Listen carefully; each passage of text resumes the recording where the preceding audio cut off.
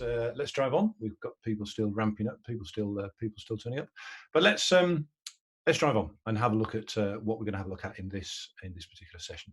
So I'll just go over and share the couple of slides that we'll go through. So this is, as I was saying, the 7th in the Business Agility series. This one is overviewing scaling frameworks. So looking at things like less, safe, Scrum at scale, that sort of good stuff. Looking at the future of scaling frameworks, that sort of good thing. So as per normal, if we just have a quick chat about familiarisation with Zoom, familiarisation with the tool. So your microphones are set to off. No great surprise there, it being a webinar. If you want to raise any point, raise a hand, or the easier way to do it is just to use chat within Zoom. So if you set your chat setting in Zoom to all panelists and attendees, that means that everybody on the webinar can see what you're actually raising, which I would suggest is the easiest thing to do. And what I'll then do at some point during the webinar, I'll go off and reference what you've put in there and hopefully give an answer or make a comment or whatever. So we can just do a quick check. Make sure everybody's understood how to use chat. So if you can just say hello on chat, I'll go onto the chat system now, just see if anybody's typing in. So just say hello on chat. Hi Gina, Simon. Yeah, you've both got all panelists and attendees. That's fantastic. Yeah, Tenor, David. Oh yeah, John. Hi John, how you doing? Yeah, brilliant, great stuff. Okay. I've used some of your slides here, John, as you'll see. Thanks very much for those that you say. Dragon, how's it going, Dragon? Good to see you. Ron, Chris, yeah, fantastic. All right, so everybody appears to have got the idea of chat, so that's great. Okay, let's keep driving forward then. So as usual, just a little bit of background on myself. So my name's Peter Measey, obviously. RadTac, yeah, the company I founded in 1998. RadTac's now a multi-million-pound international organisation. So yes, founded in 98 by myself. They call me sort of chairman and founder now. I used to be the CEO of RadTac. I was the CEO from 98 through to probably 2018, I think it was. Yes, but now I'm sort of chairman and founder. Still very much involved, but not the CEO anymore. Started in IT industry in 83. Worldwide specialist in Agile, Lean, and everything related to that, Kanban, all that sort of good stuff. Certified in all sorts of things. Certified Scrum Trainer, for example, Agile project management, that sort of thing. Ex-director of what used to be called the DSGM Consortium, not-for-profit organisation I used to be a director of, giving something back to the community. That's now the Agile Business Consortium, which is a good consortium to be aware of and to stay aligned with. Lead author and editor of the book we can see on this slide here, Agile Foundations, Principles, Practices and Frameworks. That sold, last time I looked, it sold about 4,500 copies, which is pretty good for an Agile book, actually. So that's nice. Fellow of the Agile Business Consortium, and I used to be an adjunct professor of project management at Hull University. So that's a little bit of background on myself. Apologies to those of you who've been on these webinars before, because you will have seen these. What are we doing over the coming month or three? Well, today's overview of major Agile scaling frameworks. So we'll have a look at LESS, Nexus, Scrum at Scale, SAFe, all these sort of things, disciplined Agile. So hopefully that's going to be engaging and useful for you. 8th of July, building awesome products and outstanding outcomes. So how we go about doing that. Innovation and creativity on the 22nd of July, sort of like the core and the heart of business agility, innovation and creativity. And then on August the 5th, how to be an amazing Scrum Master. So we'll come back to these at the end of the webinar just to remind ourselves. But what we're going to be looking at here today is overview of the major scaling frameworks. So first of all, why business agility? As I say, this is the 7th in the series of some business agility webinars. Why is business agility important? Again, apologies to those of you who've been on these before. You'll have seen these slides. They're the standard 5 minutes or so that we go through just at the beginning, just thinking about business agility. So yeah, it's a VUCA world nowadays. 2020. Yeah, volatile, uncertain, complex, and ambiguous. So the more we operate as businesses in a VUCA world, the more we really need to use an agile way of working. It's going to be very difficult to operate in a VUCA world where things are changing all the time, the market's changing all the time, if we're using more traditional delivery approaches, management approaches. So we really need to be using more of an agile approach. That's one reason. Another reason is that, with the nightmare we're going through as humanity at the moment with the COVID-19 nightmare, yeah, we need to have the ability to deal with what a chap called Taleb would call black swans. So in other words, things that do happen, but they happen intermittently. Obviously, if you're following a more traditional business approach, specifying everything up front, very predictive planning, etc., you're going to find it very difficult to deal with these black swans. If you're following more of a business agility approach, hey, it's still going to be difficult, but you certainly have the ability to deal with these black swans as they appear, whether that be a market crash or a nightmare like COVID-19 or a recession or whatever it is. You're much more likely to be able to deal with it. So, yeah. Readiness for the fourth industrial revolution. This is an interesting one. I don't always run the video that I'm going to run. I've run it once before on these sessions, but I'd just like to run it once again, if I may, because well, A, I think it's a really good video, and B, it's just interesting to have a look at. So just bear with me a second. I'm just going to set this up. There we go. So let's just have a look at this. It's a video about the fourth industrial revolution. So without further ado.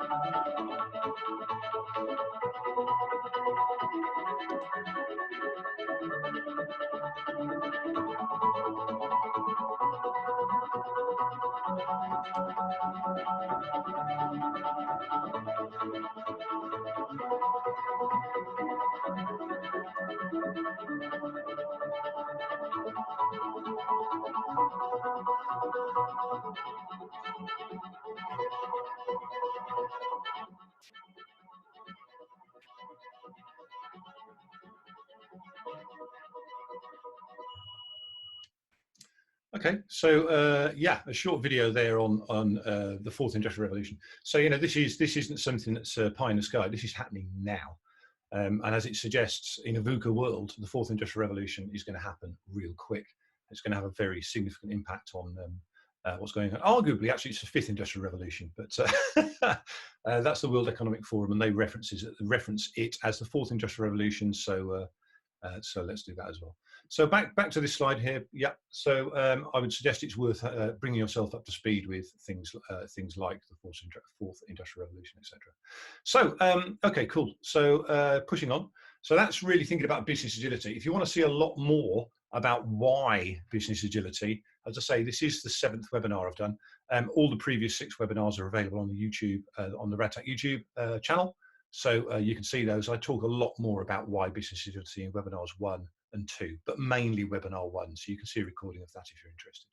So let's go in and start having a look at scaled agile. What is scaled agile? So normal for these webinars, rather than me just jabbering on for an hour or so, if you can have some input as well.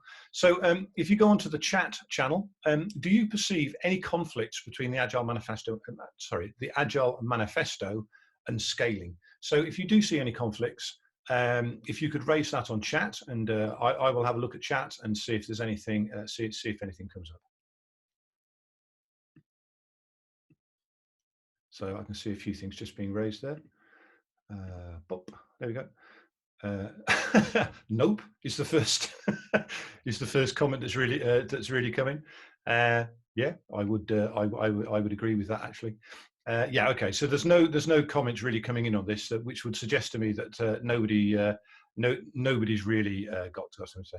Dragon Jojic, who's by the way is a good guy to look at in the Agile world. Dr. Dragon Jojic, very good guy. I love the quote: "Don't scale Agile, descale the work." And funnily enough, we're going to be looking at that in a few slides. So you've read my mind on that one, Dragon. Fantastic. From Jim, self-organizing teams develop the best architecture. In scaling, there's usually an architecture team. Yeah, I would agree with that. In other words, we really need feature teams that have skills within them. So that would suggest we have architecture skills in the feature team. However, when you scale, Maybe there's a need for a separate architecture team, technical architecture, business architecture. It depends on what you're trying to do. Richard, difficult to be agile at scale, too many perspectives, too much baggage, simplify. Yes, brilliant. Yeah. So yeah, it's again, we really need to simplify before we scale. Yes, I would strongly suggest. Gina, you've suggested you can't see the comments. You need to go into the chat capability, which is normally at the bottom of your screen within Zoom. And if you just click on chat, you'll see the comments that everybody's bringing up. So fantastic. Yes, I certainly agree with the points being made by everybody about scale. Descale before you scale. So manifesto for agile software development. I'm not planning to go through this. Don't worry. I'm sure most of you are aware of this. I just wanted to put it up in case anybody had raised a comment to say, hey, look, we definitely can't scale agile. So yeah, just to remind ourselves, there's the 4 values, and here are the principles. So I certainly don't see anything in the Agile Manifesto principles or values, which basically says, we can't scale Agile. I think it would be fair to say that when the term Agile came around back in 2001, yeah, initially it was used small scale. It was used on, this team or that team or the other team. And then, we really started scaling things from the mid 2000s. So scaling's been around for a long time. People like myself have been scaling Agile for 17, 18 years within organizations. So scaling's been around for quite a while, but there's nothing in the principles to stop us from doing that. So when we say scaling, what do we mean? Now, this really isn't an agile slide per se. This is really a slide about thinking about a business ecosystem. This is one of the reasons I sort of like this slide. European Union, European Regional Development Fund. I worked on ERDF 18 years ago, maybe a bit more actually, probably 25 years ago. So this is one definition. I don't think it's a perfect definition by any means, but it's the sort of thing that you would look at. We need to have our infrastructure. We need to have access to the markets we want to sell to. We need to have access to working space. Obviously, office space is probably going to change quite significantly after the COVID-19 nightmare. We need to have access to finance. Yeah, all sort of makes sense to me. We need excellent leadership, agile leadership. Yes. The first 5 webinars that I did were really focused in on agile leadership within business agility. So that's a pretty big area. And we need access to talent and skills. So, we employ brilliant people and then enable them to be brilliant. So, a basic business ecosystem. I'm not talking here about IT. I'm talking about a basic business ecosystem. Yeah, these are the sorts of things perhaps we need to be considering. So brilliant. Okay, when would it not make sense to scale agile? So again, we've got some brilliant people on the call. When on the webinar, sorry, when in your experience would it not make sense to scale agile? Again, if you could just raise some things on chat, that would be awesome. I'll just go over to chat here. There we go. Okay, yep. There we go. So yes, so yes, as the point Jim was suggesting, you really need to set your chat to all panelists and all attendees, so everybody can see the comments which are being raised. As if you don't do that, only I will see it. Yes, fantastic. So in the construction industry, yes, possibly. I mean, where traditional, we might have heard of waterfall. That's where traditional waterfall came from, construction industry. High risk areas, yes, I would agree with some high risk areas. Other high risk areas, with the ability to model and prototype nowadays, we might be better off using an agile approach, maybe to model and prototype what's going to happen. Where we don't have the base agile foundations down, Joshua, yes, I would agree with that. Not a good idea to scale on, unfirm foundations. When you can't do agile correctly with one team, Jim, totally agree. When you have small teams from John, yeah, it may not, there's no point to scale unless there's a particular need to scale. Dragon, scaling agile should not be a de facto solution. Definitely looking for a problem to fix. We should be descaling before we scale. Atina, not before the team can self-organize. Yinka, where there's only one feature. Gina, where there's no buy-in from management, it's very difficult. Totally agree with that one. And Amit, team maturity should be required first. John, again, scaling agile is equivalent to program management. It can be.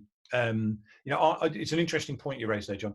I wouldn't see scaling agile as being the same as project or program management. I think they're very, very different things personally. In other words, I wouldn't scale programs to scale agile, for example. But yes, it can be perceived in that way. So yeah, interesting point.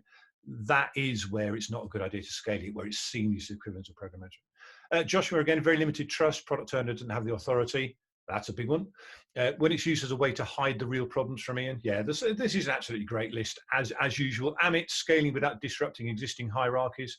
Yeah, I mean, if we're going to scale, if we're going to do anything really, any sort of change, we need to make sure that the organization is aware that to create change, we need disruption. As I've said previously, what we don't want to do is throw everything in the air all at once and just disrupt everything and then hope it comes back down and it still works, because it probably won't. So we need a level of disruption, but that disruption needs to be manageable. And that's where I've suggested on previous webinars, any transformation, delivery of a new product, delivery of a new outcome, transforming to Agile, transforming to an HR system, any transformation, do it in vertical slices, do it small, and then inspect and adapt, get feedback and inspect and adapt. So yeah, some brilliant comments raised there. Thanks very much, folks, again. So yes, I've got a few suggestions here when not to scale agility. As you've said, when Agile isn't currently working at a lower level, such as the team. I like this quote, actually. To be honest, off the top of my head, I can't remember whose quote it is. It's not my quote. But nail it before you scale it. Yeah, I like that. So, get it working at the team level or whatever makes sense before you think about scaling. Yeah, that's very good advice. When there are no clear change drivers, if there's no particular reason to scale Agile, why would you consider doing it? My experience tells me, I've been working in Agile since 1994, and I've been working in transformation for longer than that. Trying to transform organizations longer than that. And my experience tells me that if you don't have clear change drivers, if there's not a clear reason for changing what we're doing now, you're going to find it very, very hard to get the human beings in the organization to change and the organization to change. So there needs to be clear change drivers for why we're actually trying to scale Agile. When you haven't descaled first, so this is a point that was raised by John, I think Dragon, raised this one as well. Yeah, definitely. I would strongly suggest we need to descale before we scale. We need to simplify. We don't just want to whack another level of scaling on something which is already far too complex. So yeah, descale before you scale, simplify before you scale. And when the required Agile and more importantly transformation skills are not available, as I just suggested there, I mean, me personally, I can only talk for me. I'm a transformation expert who just happens to work in Agile. I've been working in Agile for a long time, but my background is a transformation expert. And my experience tells me that looking at the two things, Agile actually is pretty simple. Relatively simple when you look at it, things like Scrum and Kanban, it's not rocket science. Transformation is very difficult. So, if we're going to scale Agile, if we're going to scale that capability, we need to have the Agile experience, but we also need to have the transformational experience. We need to understand how to transform. And as I've said many times on these webinars before, I would strongly suggest to you, if you're doing any sort of transformation, use Agile. Traditional doesn't work. Well, that's too strong. Traditional is very difficult to make work. Having had lots of experience of using both approaches in transformation, Agile is far more suited in my experience. And when the organizational soil is not ready for the seeds of change, so we might need to do some change readiness analysis. I've mentioned this previously. I worked in a major airline 25, 30 years ago, whenever it was, and I was talking to the director of transformational change in that airline. And he was saying that, they needed to drive key transformation. And I asked the question, well, how many key transformation initiatives have we got running at the moment? And the answer was 96. No. So things like this, we need to make sure that we have the organizational soil ready for the seeds of change. It's something I talked about in more detail on webinar 1. Possibly where there's high technical debt. Do we really want to scale in an environment where there's huge amounts of technical debt? Probably not. Saying that, Agile is a really good way to simplify technical debt. Whether we're doing a descaling attempt or whether we're actually scaling, Agile can be very, very good for removing that technical debt. So we need to think about, does it make sense to scale at the moment? And you raised some fantastic stuff on chat a little bit earlier, and I think there's some good things, good bits of advice here. So what do we mean? I've mentioned scaling by descaling. What do I actually mean by that? So let's just have a quick look at this. So once again, over to you. You raised some brilliant stuff previously, so let's have a look again. So please highlight some scaling anti-patterns you've seen or experienced. So, people are trying to scale something, but it's really an anti-pattern that they're trying to scale. So once again, if you could raise some stuff on chat about what you've seen as scaling anti-patterns, that would be absolutely fantastic.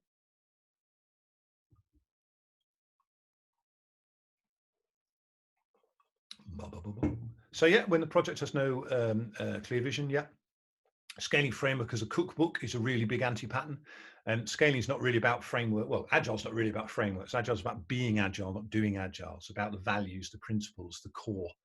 Project management, yes, yeah. Largely, Agile is focused on delivering outcomes, delivering value on a fit-for-purpose basis. So it's not really focused on project management per se. I agree with that. Agile ops teams, architecture teams, testing teams, development teams, all trying to follow Scrum and trying to somehow align each of their outputs to each other.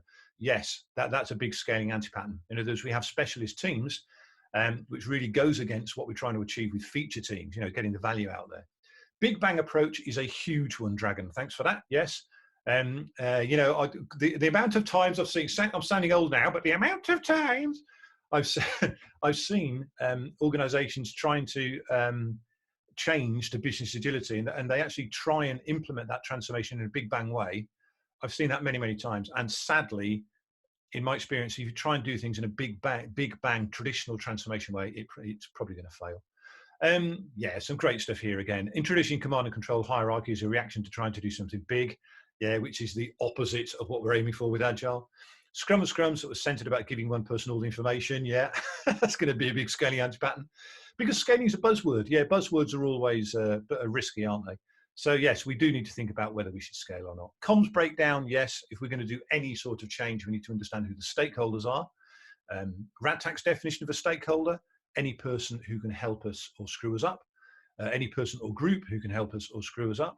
So yes, if we have a comms breakdown between our stakeholders, that's going to cause big problems. And yes, demanding that teams report their points delivered with monthly meetings to find out how the lowest performance, yes. So as you're picking up there, velocities and story points have nothing at all to do with comparative team performance. And indeed, velocities and story points are specifically designed to disable comparative team performance with story points. So yeah, great stuff again, fantastic. Thanks very much. So yeah, I mean, you picked up loads of the anti-patterns there. I put down one or two here. So you mentioned this one: scaling component teams and team silos. Yes. So somebody mentioned, we scale the ops team, we scale the architecture team, we scale this team, we scale that team. Now, what we're really trying to do is create feature teams that can deliver value, and then we're going to scale those feature teams. Scaling specialist roles. Yeah, we really what we want, as I've mentioned on previous webinars, is what's called T-shaped people or specialized generalists. Again, I won't bore you with all the detail about what that means. Just have a look at some of the previous webinars. But we don't want to scale specific specialist roles, and we don't want to scale component teams. Scaling teams who don't interact with customers. Within the Agile world, we treat human beings as respected, valued human beings. We treat people as experienced grown-ups. So, we really want to interact with the fantastic human beings in our organization, enable them to be brilliant. So we'll have the teams interacting with the customers. That's the aim. Now, obviously, when we scale, it might get a bit more complex than that, but that is the core aim. We want the team to interact with the customer. Scaling projects. Yes, this was mentioned by somebody, rather than self-organizing feature teams. Yeah. Hey, is there anything wrong with projects? No, absolutely not. We might have projects in place, but as I say, Agile is really focused on continuous delivery of value. That might be within a project, or that might be just the way we operate as business as usual.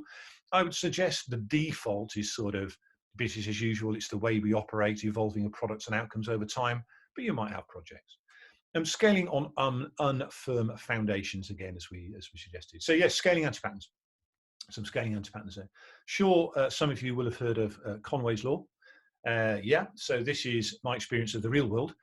Here's a hierarchy in an organization, and the hierarchy actually works by what the human being relationships are, as we can see here. So Conway's Law: organizations which design systems are constrained to produce designs which are copies of the communication structures of these organizations. What does that mean? That means that before we try and change anything, we need to understand what the foundations of the business are now. What are the cultural foundations? What are the organizational foundations? What are the communication foundations? What are the process foundations? Hey, we don't need to spend months and months and months figuring all this out. We're going to do this in an agile way. We're going to scale Agile in an agile way. Therefore, as we try and implement certain scaling capabilities, we're going to get feedback and we're going to inspect and adapt. However, it is a really good idea, before you do anything, to at least get an idea of what the foundations are that you're trying to scale on. So it's a good idea to have a look at Conway's Law. By the way, that's a software analogy I'm looking at there. Yeah, and I've just mentioned this. Yes, don't do a big bang approach across all departments. What we should really be doing is we're aiming at producing value. So in the same way, if we were producing a software system, we would vertically stripe across the software architecture. When we produce business agility and scale it, we need to be doing that across the business architecture. So in other words, we don't want to just scale Agile in the IT section or the digital section or the marketing section. We want to scale Agile across the value chains, where we produce the value for the customer. Okay, so vertical slices, de-risk it, make it non-threatening, get feedback, move forward in that way. Implement Agile using Agile. It's probably the biggest bit of advice that an Agile consultant could give you. So a couple of quick definitions. These are RADTAC definitions, my definitions.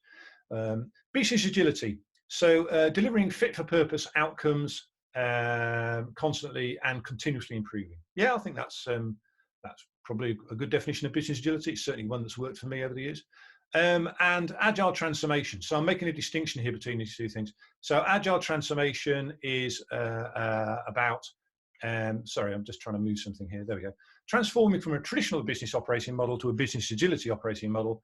And that typically includes descaling the business. Now, the reason I've put these two definitions in here, there's some thinking at the moment by really good people on the in the Agile world that's saying, there's no such thing as Agile transformation.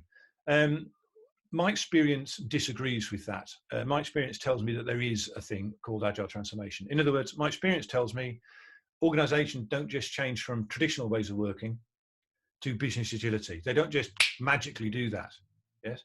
What we need to do is basically, in vertical slices, think about how we're going to transform those vertical slices to enable business agility.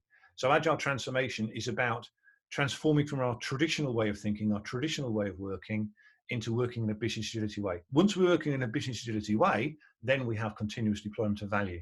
Yes. So I sort of see it like this. I'm not saying those people are wrong. They might be right based on their experience sets. I'm saying that this is my experience. There is a thing called Agile transformation, and it transforms to business. It transforms to business agility. Okay, fantastic. Let's just have a quick look at chat. See if anybody's raised any chat points. Okie dokie. Just going to chat very quickly.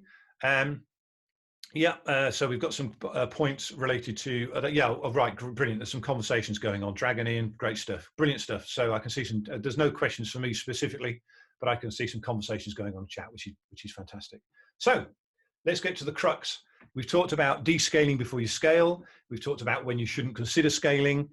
We've talked about some ideas of what Agile transformation is, what business agility is. Let's just have a look at some of the scaling frameworks. So I'm going to go sort of most simple, if that's English, simplest to most complex. Excuse me. So I'm going to sort of do this. So again, over to you. Which scaling frameworks have you heard of or experienced? So over to you again. Just a quick raise on chat. If you can just highlight the ones you've heard of, and hopefully I will have heard of them all, but we'll see. SAFe, yes. Scaled Agile framework, yes. SAFe, yeah. SAFe, yeah. 3 SAFes there, yeah. There we go. Less large scale Scrum, Scrum and Scrums, yeah, it's fantastic. Nexus, brilliant, yes. Scrum at scale, yeah, fantastic. Scrum at scale, disciplined Agile or disciplined Agile delivery, yeah, great stuff. Okay, fantastic. So most of you have heard of the sorts of Prince 2 Agile, yeah. Spotify model, yeah, it's an interesting one. The Spotify model, yeah, the Spotify model. The people who, yeah, I know, Dragon, I know, I know that was a joke when you raised it, but Spotify model is, I'm trying to, Heinrich Nyberg, wasn't it? Heinrich, basically, when Spotify model was defined, it's arguable whether Spotify uses Spotify model, and also it's also, in other words, the Spotify model has evolved a lot since it was first defined, as I know you know. And also, Spotify basically say, don't use the Spotify model as defined 6 years ago because we do something very different to it. So what I would suggest is Spotify model is a damn good thing to have a look at. It's good stuff, but be aware that it's evolved a lot from that which you're looking at. Yes. So it's good stuff to look at, but yeah, as Dragon suggests, it needs to be taken with a pinch of salt, I would suggest. Yeah, great stuff. Okay, fantastic. Let's keep rocking on then. So what do we need within any business? Well, what I'm looking at here is an information technology example. I've mentioned this terminology already today. A business agility operating model. Now, this could be many, many things. The essential core focus is really about being agile. It's the culture that we enable within the organization. That's what agility is. It's about being agile. It's thinking in an agile way. Yeah. However, part of that is also having a number of processes, practices, frameworks that set the parameters, just gets a level of agreement for how we work in the organization. But the core is getting that culture in place. So as an information technology example, you might have a core of agile behavior. You might then have some technical practices. I'm sure some of you have heard of things like continuous integration. I'm sure some of you have heard of refactoring. These practices come from extreme programming. In fact, stories, if you've heard of stories, they come from extreme programming. So most organizations, IT departments, would have some sort of technical practices. Now, really interesting for me anyway, being somebody who's really interested in this area, most of the practices in extreme programming, even though it's called extreme programming, are as applicable to the business as they are information technology, just to make life really interesting. So technical practices. We then normally have team practices, agile and lean team practices. Now, this is where it's likely you would be using something like Scrum, which I'm sure many of you have heard of. It's one of the team-focused agile frameworks, or Kanban. Kanban is more related to lean thinking, and actually, hopefully I won't confuse, haven't got time to go into this, but many teams use Scrumban, which is a combination of the two. So we need to think about team practices. We then need to think about a scaling framework. SAFe, perhaps, scale agile, less, Scrum at scale, something that makes sense for our organization. And we might indeed, if we're doing agile projects, etc., we might have agile PM, perhaps, agile project management sitting in here as well, maybe. And some things we might do as projects, some things we won't. So we need a business agility operating model. Yeah. Now, obviously, that would evolve over time based on feedback, implementing in vertical slices, etc. Scrum. So, not planning to go through and give you a detailed overview of the Scrum framework. This is a nice diagram from us, I think. If you want a copy of this diagram, just contact me, and I will get a virtual copy, or I'll get some physical copies sent to you. But it just gives a quick overview. So, very quickly, we create a product backlog. We refine the product backlog on a last responsible moment basis. We then plan what's going to be in the next sprint. Sprints can be anything up to 4 weeks. They're normally 2 weeks. So look at the backlog, figure out what we're going to do in the next sprint. We're then going to start sprinting, so actually producing the value. We're then going to produce a potentially shippable product increment. So this is working software, or it's working outcomes, working product. Doesn't have to be software by any means. We may or may not ship that to live. Hopefully we will, and get some feedback from the real market, but we might not. What we then do is we do a review with all the stakeholders, make sure that they understand the direction we're going in, make sure we're going the right direction. We then do a retrospective to think about how we're working. So basic Scrum, used a lot at the team level. Excuse me. Kanban. Yeah, Kanban. The chapter read on Kanban is a guy called David J. Anderson. There's a number of primary and secondary values, principles within Kanban. If we get time at the end of this session, I'll give you an overview of what Kanban is. But for now, we're really focusing on scaling here. So just to reiterate, most teams use Scrum. They can use Scrumban. Most teams that use Scrum would also be using Kanban thinking. Let me just reiterate that, if I may. Most teams who are doing Agile or using Scrum at the team level would also be implementing Kanban thinking. I might go into that in a bit more detail on a later webinar, but So Kanban. Kanban has a maturity model. So thinking about scaling, Kanban does indeed have its own maturity model. Kanban is focused at business change, ongoing business change. So not planning to go into this in detail, as you can see, because it's quite complex. But I would suggest to you, I've given you a link down the bottom here, Kanban maturity model. It's worth having a look at. It's good stuff. Yeah, it's one of the maturity models you might have in place, and it enables you to think about, what's our direction of travel in the business. So the Kanban maturity model, I would suggest have a look at that. State of Agile report. I'm sure some of you are aware of the State of Agile report. It's been produced for the last 14 years now. What we're looking at here is the latest one, 2020. 40,000 respondents over the last 14 years. So, it's pretty solid stuff. Who replies to the State of Agile report is 39% Scrum Masters, 14% Project Program, etc. So you can see this on the slide. The reason that I'm looking at this is I'm going to look at a few of the outcomes from the State of Agile Report 2020 as we look at scaling in a bit more detail. So I just thought I'd give you a brief demographic. You know, this is not something that only 5 people have replied to last week. This is something that's been around for quite a while. It's solid stuff. Although you could argue that, you know, many people who reply to this are agile people like myself, but you know, it's good solid stuff. You can get this down at that stateofagile.com. So good stuff. So just have a quick look at chat again, just see if there's any comments. Yeah, Ian, very biased sample sets. Yeah, I know that. Yeah, you know, you could argue that it's mainly agile people who reply to the Agile State of Agile report. So yeah, you could argue that certainly. Yeah, Chris, maturity to be a very unhelpful term. I agree, it can be. It's difficult, this, isn't it? You know, it really depends. But maturity, it can be. It can cause the wrong behaviours to occur. However, saying that, I have used agile maturity models myself in the past, and in some organisations I've worked with, it's been extremely helpful. So, in other words, you know, you might have a board, for example, who are saying, "Why are we spending all this money to transform into an agile way of working?" Well, if we've got a maturity report, that's going to help us put the messages across, but it can put the wrong messages across. So we just need to be careful. You know, I've mentioned a guy called George Box in previous webinars, a statistician. One of the things George Box says is that, you know, all models are useless, although some of them help us. And that's sort of like how I see this. All models, whatever they are useless, but some of them are very helpful. So yes. So State of Agile survey, just thinking about Kanban and Scrum. Yeah, interesting. So this is 2020. You can see here how many people are using Scrum: 58 plus 10 plus 9 plus 8. Kanban around 7. Iterative development, yeah, basically same thing. And then we've got a few other things there. I think where it says 1% extreme programming here, my guess that would be pretty hard-edged IT organizations who are you know, just using XP, which would be relatively rare. As I say, just to reiterate, extreme programming technical practices are used by nearest damn it all organizations, whether they know they're actually using them or not. So yeah, just a message there about Scrum. So what is sort of standard in all scaling frameworks?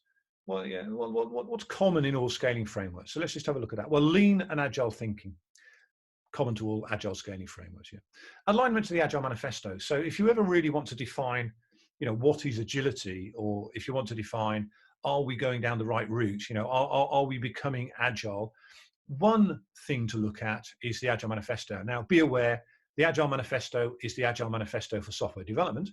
However, you know, if you change the word software within that manifesto to outcome, yeah, the Agile Manifesto for outcome development, it works just as well. It was originally written for software, but it works really well in the business agility forum. So yes, we can use that, and all of the scaling frameworks align to that. Scrum and Kanban thinking and terminology. I think I'm right in saying certainly the vast majority, actually not all, but the vast majority of the scaling frameworks use Scrum and Kanban terminology at the team level, which is good. All scale up from the basic Scrum team. Yeah. Technical practices from XP. Yes. Continuous integration, things like that. Many other agile standard practices, and there's lots of these, but things like design thinking, systems thinking. Yeah, you see that a lot in all of these scaling frameworks. Self-organizing teams. Yep, you see that in all scaling frameworks. The principle of demand pull. So rather than pushing outcomes and products out to a customer group, we get the customer to demand and pull. And this is why when I define agile as you know, continuously delivering value on a fit for purpose basis, that's what I mean by the fit for purpose basis. In other words, if we are aware of a concept called takt time, T-A-K-T, takt time from lean, takt time is about aligning your delivery speed with the consumption speed. So in other words, there's no point delivering 5,000 units a week if the customer wants 5, and there's no point producing 5 units a week if the customer wants 5,000. So takt time. So that's why I define agile as continuously delivering value on a fit for purpose basis. So we want demand pull. We want things to be pulled through the system, not pushed into them. Continuous improvement is standard in all scaling frameworks, and lots of other things as well. So what's different in scaling frameworks? So let's start having a look through the individual scaling frameworks. Thanks to John. So John's on this call. Brilliant stuff, John. John very, very kindly gave me a few slides from his company, Beneficial Consulting, and I've vinched some of them. This is one that I've just taken straight from John's slide set, and it's I've used a few words from John's slide set as well. So thanks very much to John. His company is called Beneficial Consulting, as we can see on the bottom left here. So a Scrum or feature team comprises 3 to 9 people. Yep, or up to 9 people. Yes, certainly. So yeah, we can see here the different scaling frameworks, or the different major scaling frameworks: Less, Safe, Nexus, etc., etc. What they're really focused on. Safe release trains 50 to 100 to 125 people. I think it's 12 teams if I remember off the top of my head. Safe. So they're all scaling around the same sort of size. Less, within Less we have Basic Less and we have Less Huge. We'll look at a little bit later on. Scrum at Scale has different levels. Disciplined Agile has different levels. Safe has different levels. So that's another thing that's standard in all of these scaling frameworks. Well, most of these scaling frameworks. Nexus doesn't have different levels, but the other ones do. So yes, interesting. Let's push on a bit. Nexus. So thinking about what is Nexus. So it's built on very firmly on Scrum. Some of you might recognize the name Ken Schwaber. So Ken is one of the originators of Scrum. So co-creator of the Scrum framework with Jeff Sutherland, released by his Nexus was released by his organization, scrum.org. Ken is also involved in Scrum at Scale, which we'll look at a little bit later on. So yeah, Nexus. So we can see here that it's pretty well standard Scrum: product backlog, sprint planning, sprint backlog, 2 to 9 teams working in an integrated way. Nexus sprint review across all the teams, and then an integrated increment of value across all those teams as well. What we see here is the Nexus integration team. So this is a team, no great surprise, that is there specifically to integrate everything together, so it all works together at scale. So no, I think no great surprise there. So it's designed for larger initiatives, where multiple Scrum teams working on one product, joint and single team planning, joint dependency management, joint reviews, joint retrospectives, plus integration activities. So the integration activities are called a Nexus. So that's why Nexus is called Nexus. Like many of the scaling frameworks, it doesn't really talk about where the requirements, where the stories come from. It just starts with the product backlog. And you can see here in our picture, we've got big products in the product backlog, the big square down the bottom there, being refined into smaller things, which then go into the sprint planning. It's sort of Nexus is sort of, the terminology is sort of based around IT department structure and governance, but it doesn't cover wider organizational functions, etc. So there's a reference down the bottom. If you want to have a look at Nexus, I would recommend, good thing to do. Yeah, so the pros and cons really related to Nexus. Scrum at Scale. So Scrum at Scale, this is Jeff Sutherland mainly. So this is a definition from Scrum Inc. and Jeff Sutherland. So Scrum at Scale, a framework with which people can address complex adaptive problems while productively and creatively delivering products of the highest possible value. No great surprise there. I would suggest that's a good definition for Agile. Anyway, Scrum at Scale. So basically a framework that scales that. A framework that scales Scrum. So networks of Scrum teams operating consistently with the Scrum Guide, and there is a Scrum at Scale guide. So there's the Scrum Guide, which obviously defines what Scrum is. There's a Scrum at Scale guide, which defines what Scrum at Scale is. And yeah, it's talking about addressing complex adaptive problems. Products could be anything. So one thing that is common in all scaling frameworks nowadays, and this is something that's relatively new over the last few years, one thing that's common in all of the scaling frameworks is they are all now talking about business agility, or they're just about to talk about business agility. Oh, Stuart, thank you. Yeah, George Box, all models are wrong, but some are useful. Question here from Calpesh. In Nexus, will you also have one Scrum board? Excuse me. One Scrum board, one larger velocity. One Scrum board, yes. I wouldn't recommend having a larger velocity unless that larger velocity is figured out at that level. Now, I haven't really got time to go to this in detail, but what you really do not want to do is, here are the teams, team 1, 2, 3, 4, 5, 6, 7, 8, 9, 10. You would never just add up those velocities and then just say, all right, there's our velocity here. That wouldn't make sense. What you would do is take the velocity at that level. Now, if you're doing that, if you're taking the velocity at that higher level, that can be okay. But just be aware of that. Okay. So fantastic. Again, thanks for the comments. Brilliant stuff. Okay, fantastic. So sorry, I was just looking at some Q&A questions there as well. So yeah, Scrum at Scale, good stuff. So here's a bit more information. This is once again, thank you to Monsieur Ward, thank you to John. So the text source is straight from your slides that you sent me, John. Thanks very much. So developed by Jeff and Ken, yeah, Jeff Sull and Ken Schwaber. Yeah, so we've really talked about it. It's a very simple framework. Relatively, it's a simple framework. Yeah, stresses its simplicity and scalability. So we can see the standard diagram for Scrum at scale here. So it talks about really the Scrum Master cycle, iterative cycle there, no great surprise. The product owner cycle, iterative cycle there, no great surprise. Lots of stuff you would expect to see in any scaling framework: continuous improvement, metrics, executive meta Scrum. Yeah, you'll see that in a lot of scaling framework, not called executive meta Scrum, but you'll see the same concept, sorry, in many scaling frameworks. Backlog prioritization. Yeah, I don't think there's anything particularly surprising here. If you understand Scrum, then Scrum at scale is scale Scrum. Yeah, so good stuff. Again, something I would suggest you have a look at. Less large scale Scrum. So yeah, brilliant stuff. So what we can see here is we basically have sprint planning across numerous teams, single product owner in this scenario, single sprint review, single retrospective, but we could also have overall retrospectives as well. And as we saw in Nexus and Scrum at Scale, we produce a potentially shippable product increment across all the teams. So what we're looking at the moment is still, what we're looking at the moment is still a pretty simple, the simple definition of less.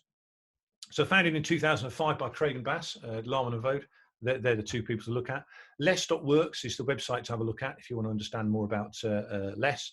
The less framework, yes, it does indeed advocate one product backlog and one product owner. When you get to less huge, it starts to talk about different backlogs and different product owners. But yeah, that will work. However, we do need to make sure that we've got the experience and the skill in the team that they can refine. In other words, if you have one product owner going across 8 teams, that's going to be far too much work in detail for one product owner.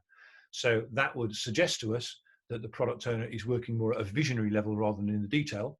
And that would suggest to us that in the feature teams, the teams are actually refining stories as well. So that would mean that we need to get the product owner and the team together very regularly. They should be meeting every day anyway, yes, but typically what we would do in RadTac is at least once per sprint, we would have a product backlog refinement session with the product owner and with the team.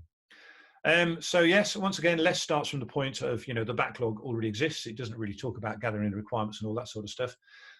Yeah, less sees the Scrum Master as a full-time role, responsible for the less adoption. So the Scrum Master isn't just working in one specific team, might be working up to 3 teams. So yes, less. Here's the full less framework. So we've just talked about the basics there in the middle. On the outside there, probably no great surprise, you're looking at organizational stuff at the top. So feature teams, structure, communities. You're talking about general agile thinking on the left there, lean thinking, systems thinking, principles of working in an agile way. Down the bottom there, continuous improvement coaching, the ongoing improvement. The bottom there again, a product owner team, less huge. Yeah, all this sort of stuff. So it's a good, solid description of the things you need in place. And I mentioned less huge. This is less huge. So again, you can see here you've got sort of assistant product owners and product owners. You would now start to scale the backlogs. So yeah, at some point, even less says you start to scale the backlogs and the product owners. So in essence, what you're seeing here, hopefully it's relatively clear. There's the initial scaling up to 8 teams, and this is where you would scale across possibly thousands of teams. So less, yeah. Again, it's really, as all of the frameworks are, it's very much based on Scrum. Less very, very clearly talks about descale before scaling. It's one of the things I really like about less. You descale before you scale, as we've suggested a little bit earlier. It makes it crystal clear. Hey, you should do that when you're using any scaling framework, but it comes out very strong within less. SAFe, Scaled Agile Framework, founded by a guy called Dean Leffingwell, who's one of the founders of RUP. If anybody remembers RUP, Rational Unified Process. So yeah, scales agile across the enterprise. It's now in version 5. Version 5 is relatively new, but it's now in version 5. SAFe's got very strong governance, explicit artifacts processes, explicit roles, very regular checkpoints, highly visible meetings. So yeah, maybe the lesson nexus view of not defining all these things is the right view for a business, or maybe the SAFe view of defining all this stuff up front is the right view for a business. I wouldn't like to say what's right and wrong for a particular business. SAFe has different levels, which we'll just have a quick look at. So these are the different levels of SAFe. So Essential configuration, no great surprise there. It's basically Scrum. And the next level up, Scrum within programs, or Agile release trains, as SAFe would call them. And portfolio configuration, large solution configuration, then the full configuration brings into play, along with the portfolio configuration, brings into play business agility. So as we can see, all of the scaling frameworks, they're starting to talk about business agility, and version 5 of SAFe has it specifically in the configurations. So version 5, it really differs here. So you can see here these things in red boxes. These are things that are different. So at the top there, new focus on business agility, new competency, organizational agility.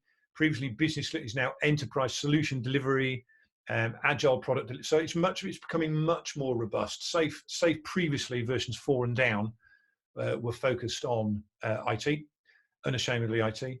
Now versions 5 up are very much focused more on business agility. So yeah, it's good stuff. As I say, SAFe has a concept of what's called agile release trains. So we basically have teams working as standard Scrum Kanban teams. We then have an overall team backlog, no great surprise there. We have a program backlog.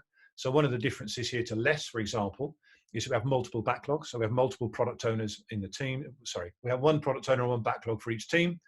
And then we have another level up.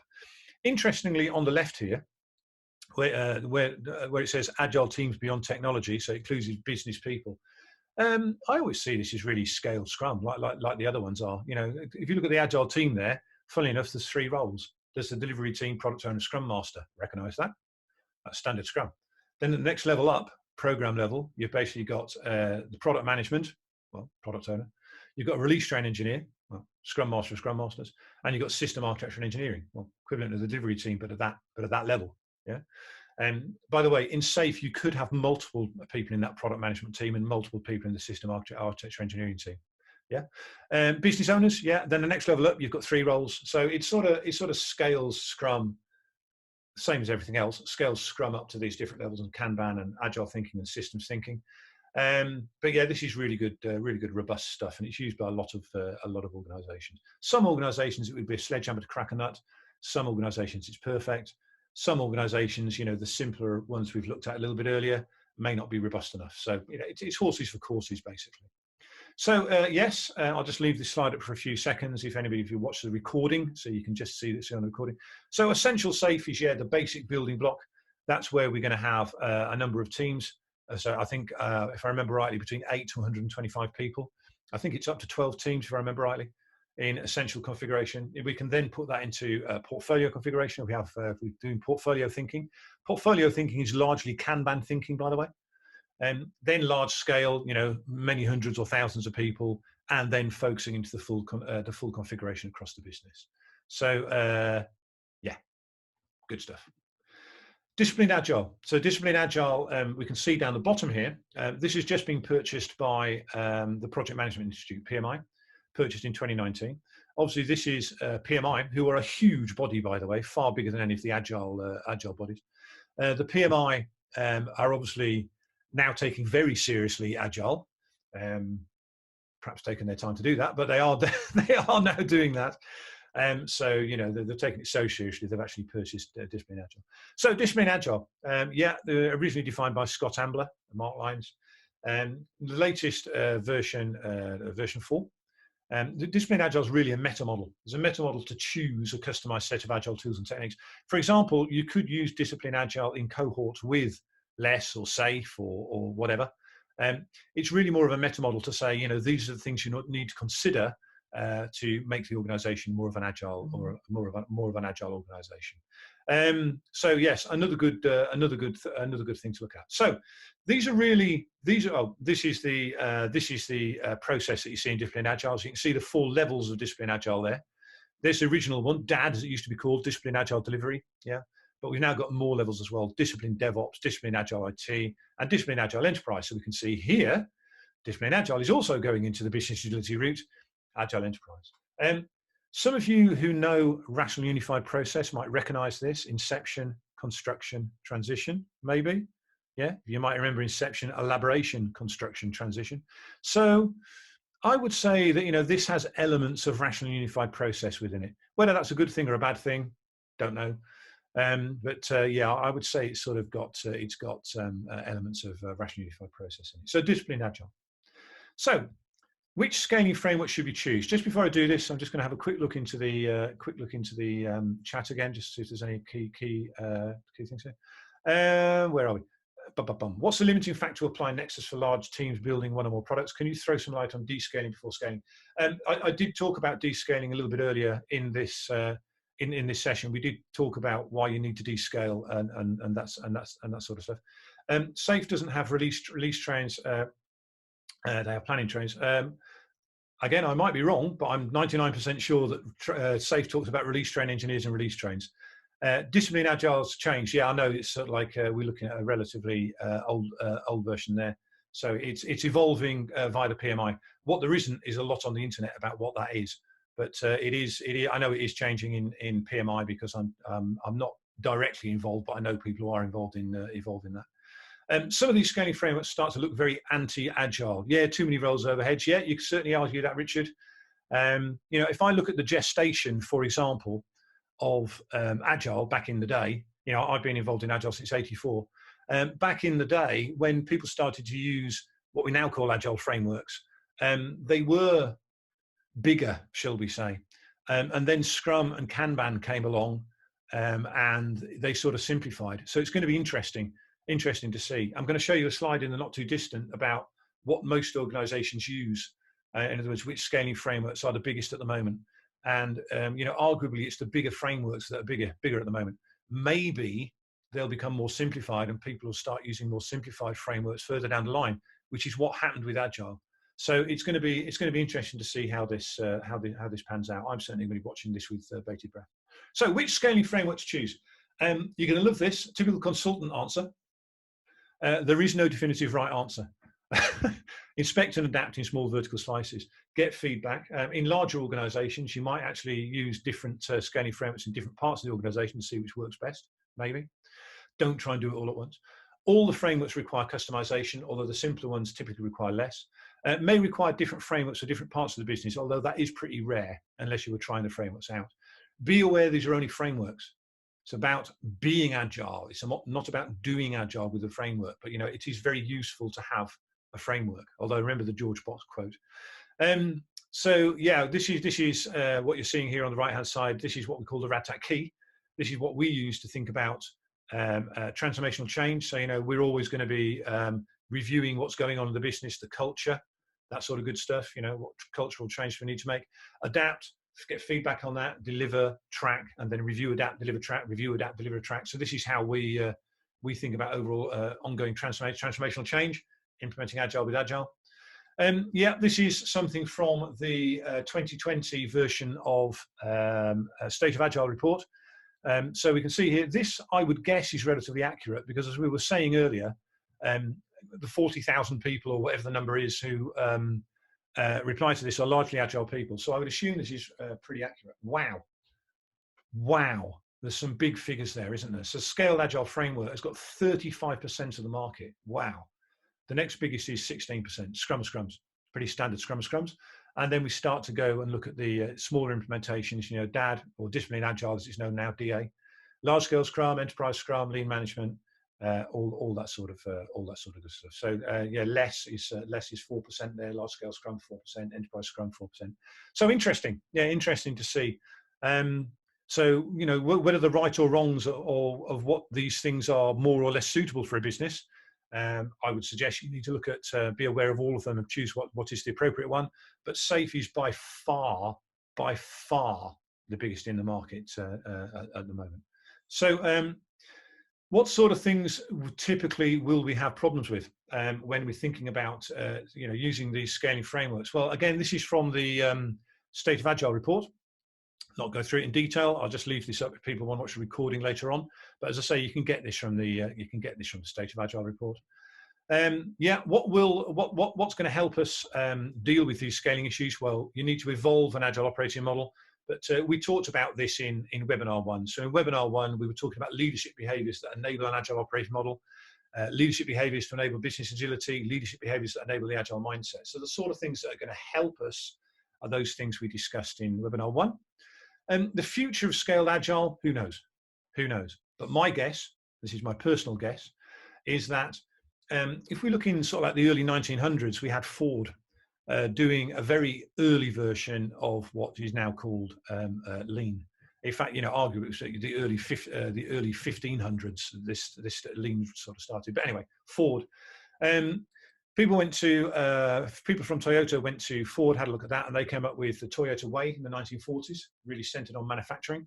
That was then became the age of lean, defined by many people, but in the 1970s by Womack. And this is when really lean started to move into generic business. It started to move away just from manufacturing lines and into generic business. Spiral, RAD, all sorts of things in the 1980s and 90s. So various owners or creators of these. These are what Agile was known as before it became known as Agile in 2001. Agile 2001 manifesto for software development. Business agility, I would say, really started to take off in 2017. Although, we've been doing it, Red Hat's been doing it since the early 2000s. Business agility is basically the future of scaled agile. e.g. SAFe incorporates it, so does Kanban, so does LESS, so all of them do. My personal view is that business agility will grow exponentially in the decade of the 2020s, like Lean did.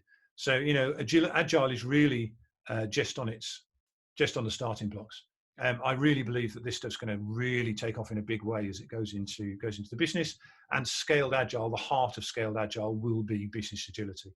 So that's my personal view for where this is where this is all going. So about RadTac and close, as I say, we're a little bit over time in this one, but just to close out, we were an expert learning and development, one of the biggest, if not the biggest in the world, specializing in agile, lean, Kanban learning and development. We also worldwide consulting and coaching and worldwide example of practitioners. Portfolio, probably almost certainly the largest portfolio of specialist agile lean training in the world. Global, so we've got global reach. Most large organizations we work with worldwide. So what we just looked at there is an overview of the major scaling frameworks. Just to reiterate, the next one is about building awesome products and outstanding outcomes. So I'll probably be joined on that one by a chap called Stuart Young, who's a pretty well-known guy in the Agile world. So that should be a very engaging thing. If you want to link into me, I'm the only Peter Measey on LinkedIn in the Agile world. It'd be my pleasure to link back to you. If you want to contact me, there's my email IDs. And as far as these webinars are concerned, please spread the word, spread the love. The more the merrier, as far as I'm concerned, on these webinars. So next one's on the 8th of July. Please spread the word. As usual, I'll just wait a few minutes as people disappear. I'll go on to the chat. We are over time now, but as people start to disappear. Oh, thank you. People are basically saying thanks. That's very kind of you. Thank you very much. Yes, very kind. That's very, very fantastic.